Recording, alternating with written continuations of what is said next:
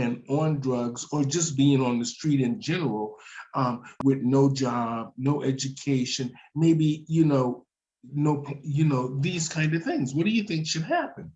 Well, I can tell you why a lot of women flock to California and New York. Those cities actually offer a lot of services for trans women. If Mhm. you are a trans woman in the city of Los Angeles, in the state of California, the state will pay for your SRS, which is sexual reassignment surgery. They'll pay for Mhm. your FFS, which is facial feminization surgery. They'll make sure that you're not homeless. They'll put you in housing. They'll make sure that you are on all of your medical. They'll make sure that you get your SSI. So a lot of times people flock to those states because they have so many things to offer them. Now, I think people end up on the street because of choices. Mhm. Oftentimes, I've worked in this industry for a great number of years. I like to give a little shout out to Monica Jones and the Outlaw Project in Phoenix, Arizona. We do a lot within the Black trans community, and the sex workers in general. And a lot of times, you have people, and I'm going to use these terms, forgive me if they sound harsh, but they're confused. A lot of young gay men want attention, so I don't feel that they're truly trans, but they transition or partially transition because they may be sex working or because they Mhm. want to they want to have an easier life. I often tell young trans people or people who are debating transition that if your boy life, your given life isn't together, it's not going to be easier transitioning. That it doesn't Mhm. become easier; it becomes much more difficult.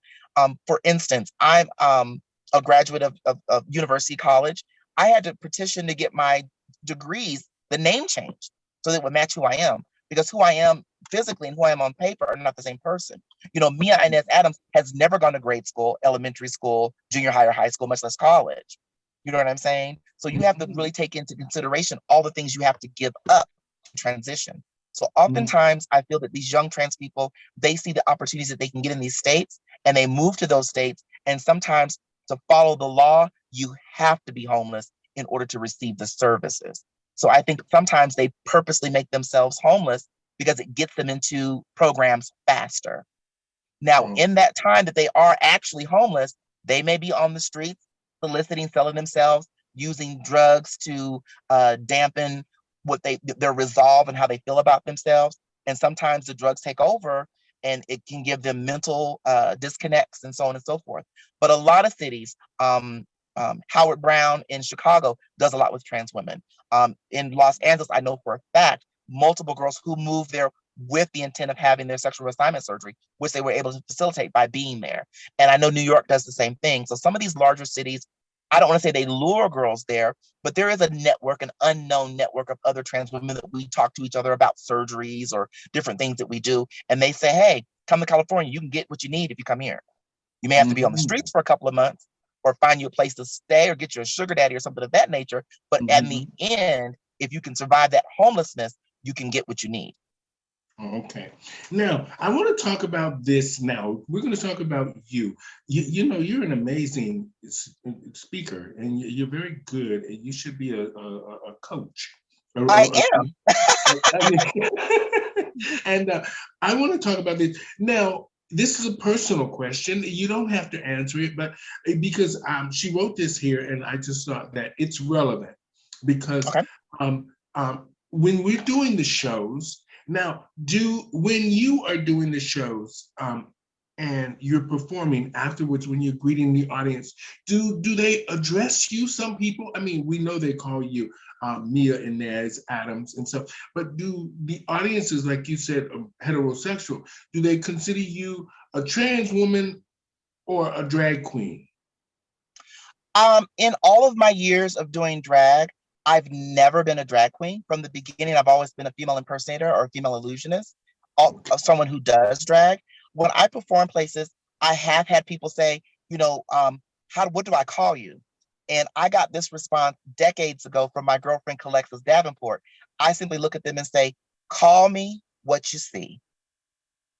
So I never have problems. I'm always, ma'am, or I see a woman, then that's who I am to you. You know what I'm Mhm. saying? I never have those issues.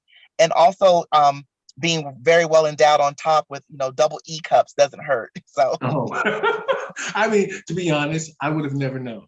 I could have walked right past you and would never. I mean, Now, Oftentimes people say I give them auntie teas. I don't like a lot of the girls use the word living stealth. I don't intentionally try to live stealthily.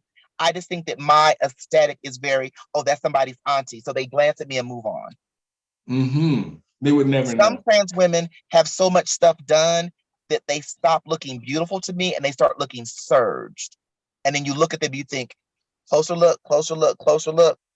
I think I know what used to be. Well, we're from Florida, and I'm from I party mostly in Miami, so I know what the girls look like, a lot of them. So, I remember um, Adorable Adora and all the girls and Gloria Klein. Yeah, oh yeah, I grew up with the days Gloria at the Klein. Palladium. Yes, I was there at the Palladium and the Monster in Fort Lauderdale and all of that. Yeah, hmm And we have to talk. We have to talk. okay, and so I want to talk about this here for a minute. When you are, let's say, how do you have an agent now getting the gigs for you, or do you personally get the gigs on your own? I don't see the point of paying someone to get me work. Okay. If I am the person that has to do the work, you know, I'm thankful to be able to stay busy at my age and to stay relevant Mhm. and to stay being able to stay booked. I may not get the fee that say the RuPaul Drag Race girls are asking, but what I do know is that I'm able to make a living. I've not had a job on paper since '96. I've just done Mhm. nothing but drag all that time. I was able to put my biological kids through college as well as several of my drag children through college. Purchase Mhm. homes, cars, travel abroad just from doing drag. So this is and has been my profession for a great many number of years. And I'm thankful for that. And I don't see the reason to change it up at this time. I don't see the Wonderful. need of an agent. This is amazing, amazing. You're teaching me so much, and you're talking about, you're saying things that trans women probably should have been saying. I've been talking to a lot of them, so a lot of them, you could be a great coach for a lot of them, and I'm just Well, saying. I have an ideal of something I want to do, and I want you to listen to this word. I've always wanted to start a network, and I wanted to call it Mother May I, where I would Mhm, have a place where if you lived in Apopka, Florida, you could type in and find a mentor in your area that could help you with things. And that's something I've mhm. always wanted to do. I just don't have the know-how. But one day you will see an app called Mother May I, and I want you to know that that's my app. It's going to be for me. All right. Now, let's talk about this here just for 1 minute.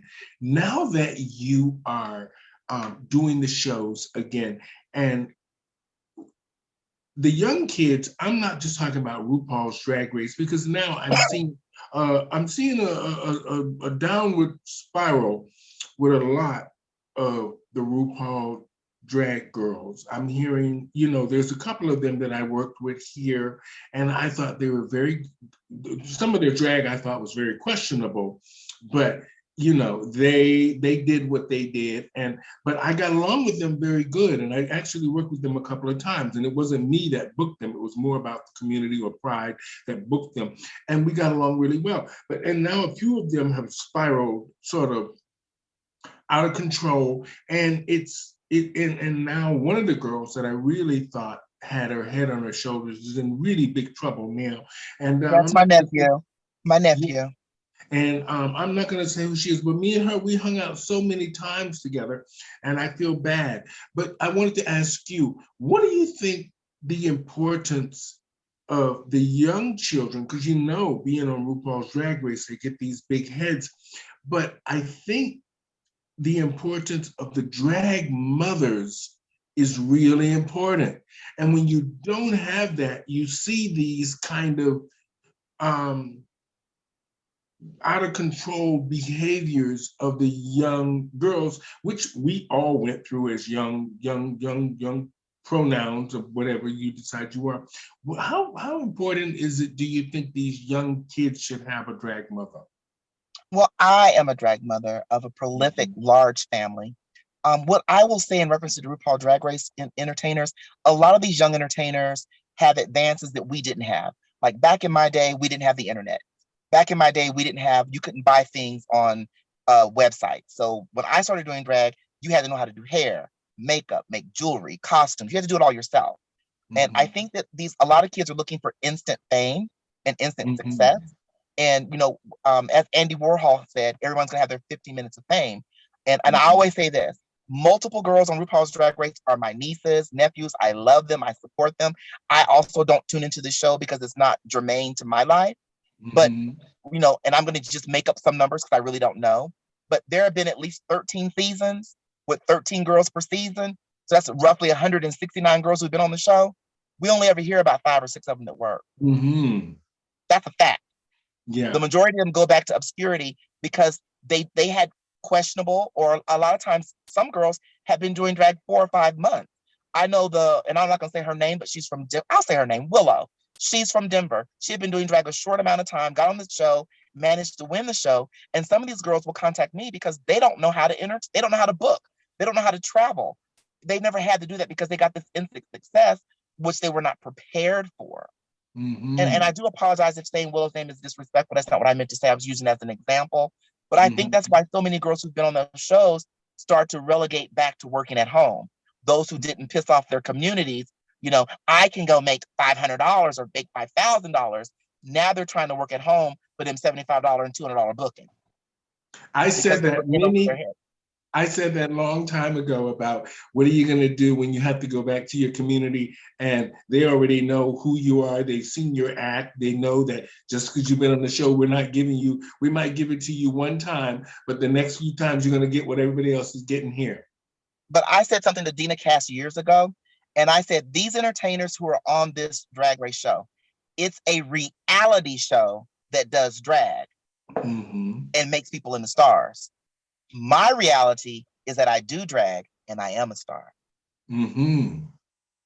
I made my name one show at a time, starting off with Lady Chablis and all them doing $10 shows. Girls nowadays will walk out. Oh yes, we have to talk. Miss Peanut, yeah. Girls nowadays will walk out on the stage and think they should get the same pay that I get. And I often tell a girl a couple of weeks ago, where do you work during the day? And she said, Amazon. And I said, is there somebody who's been there longer than you? Oh yeah, Mr. Thomas been there like 13 years. How long you been there? 2 years. Y'all make the same thing? No. Well, aren't you just putting packages on the conveyor belt? There's no skill in that, right? But why is he making more than you? The same reason I make more than you doing drag. They pay me for my experience. I'm not better than you. I'm not pretty than you. I may not even be more talented than you. But what they're paying me for, compensating me for, is my experience. That's why people don't realize that's why you fill out applications. That's why you fill out an application. They're just looking for the experience. They're not looking for anything else. They can see you visibly already. They're looking for the experience. What can you bring to the table, to the company, and what can you do to help us? And not having a big head, but I often tell people, if I was to go on Facebook right now today and say, I'm gonna do a couple of numbers at the 7-Eleven on George Street, somebody gonna show up just to see if I do it. You know what I mean? Yeah. And my name evokes an idea. They know when they have me on as Addams, they're going to have a sober entertainer that's not doing drugs, or that I'm going to be on time, that I'm going to have clean and beautiful professional costumes, that I'm going to have nice hair, that if I have to share a dressing room with male exotic dancers, that I'm not hitting on them or being disrespectful. And these are things that they know come with me because that's who I am. That's the precedent I've set out for myself. So they know when they book me, they know what they're going to get ahead of time. Wonderful. It was great talking to you. Like you said, we'll have to catch up down the road. Definitely. Let's talk about you and what you're doing now. What are you actually doing now? I see you're producing. I'm traveling. I'm getting ready to. I've been a pageant promoter within the newcomer systems for a great number of years. I have a new endeavor with Ultimate Star Newcomer. It will be February 26th in Phoenix, Arizona, under the direction of Daryl Newman and Demetrius Thomas. Our national title holder, which will be at my house on December 8th through the 20th, is Stacey Alexis Davenport. When I was a promoter within the US of A newcomer system, I was promoter of the year 9 years of the 12 years that I was a promoter. So I'm thankful for that. I believe that each one reach one, teach one. The kind of drag that I appreciate, if I want to see that continue, then I have to invest in that. I often say to the older girls who want to read the younger girls, don't read them if you're not willing to correct them and teach them. Because reading them doesn't solve a problem. It just makes you look like an ass. So don't be an ass. If you want to read a girl about her bangs, grab you a teasing comb and show her how to fix them bangs. Otherwise, keep it nooch. I've been in a relationship for 3 years with a wonderful man. Shout out to my boyfriend, Ramon. I'm so thankful for that. Hi, Um, Ramon. he and I are just traveling. We just got back from Hawaii in October. My birthday's in January, so we're going to be going back to Hawaii on the 23rd of January through the 28th. Um, Mhm. Next October, which is almost a year away, but we'll be going to New Zealand for the month. So I'm just really Oh. enjoying my twilight years. And I'm so, like I said, I'm so thankful to meet other entertainers like you who've had longevity in this industry, because we can sit back and start counting all of our fallen sisters. And and Mhm. and and sometimes that's good for the soul, because it makes me feel so thankful that I am still here, because I know it wasn't easy, but it was through God that I was able to be here Mhm. and be who I am today. And I want to make sure that every opportunity I have, I want to leave a positive note on someone's life. You know, there's enough. Mhm. I always tell the young queen, there's enough bitchy queens out there. Why be another one? That's true. That is so true. You know, when I first started doing this, I'm not going to say who he is, but he kept bugging me on Twitter. He says, I watch your stuff online. He says, you don't try to get popular or nothing. I know you're making decent money, what you're doing in the shows up there, but what you write and what you say tells me that you are a talk show host. You could create a talk show for the LGBT community in a sense. And he says, but the way you do it is you have, when I watch your stuff, it's like watching regular TV that includes everybody. And he says, maybe you're doing this intentionally or unintentionally, but it's a good concept. And I think you should pursue it. So I ignored him because I thought he was maybe, a tranny chaser or something, or just, That's not a good word. I know, I'm just saying that's what We they having would kitchen call talk. him. We having kitchen talk. Yeah, I get it. Okay. And so once I understood, he kept messaging me and saying, I want you to get off your ass and do this. I think you can do this. So I tried, I'm gonna be honest, I did everything on my own at the beginning. I just tried to get in front of the camera and talk and be honest, like you said, and vulnerable. And it was hard at first, but he kept pushing me. And now I'm here. I have a company Sometimes now. people can see things in ourselves that we don't see in ourselves, because Mm-hmm. oftentimes when you look at the mirror of your reflection, you focus on your negatives instead of your positives. Most people, when they see people, they see their positivity. That's why people do smiles at people randomly, little non-vocal things that we smile or we nod our heads at each other. Those are Mm-hmm. positive things, that we do. And sometimes people can see way more in you and potential than you see in yourself. So I Mm-hmm. want you to be the next Oprah, and you're doing so. I'm willing to be Gail. Mm-hmm. I'm Okay, willing to go well along there for the you ride. go. It's so I do funny. also want to give a shout out to the ladies that I do a podcast with on Thursdays called Lesbian the Rainbow, with Mm-hmm. Seduction Dickerson, Chris Lynn, and also with the reigning Miss US of A Diva, whose birthday is today, by the way, and her name is Oh. Kamala. So I'm so thankful for her, Chameleon, yeah, Dickerson. So we do something on Thursdays called Lesbian the Rainbow, where there's a lesbian point of view. There's Mm-hmm. a lady that's married to a trans man, her point of view. There's a cisgender straight female's point of view, and I have the trans point of view. Mm-hmm.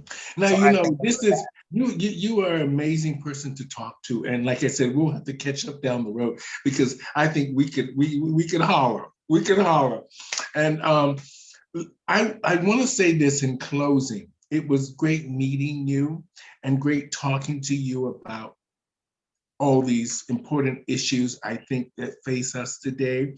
And hopefully, somewhere along the line, now that everybody is talking or trying to talk, that we we keep this momentum going. And I keep telling everybody, stop just taking selfies and pictures.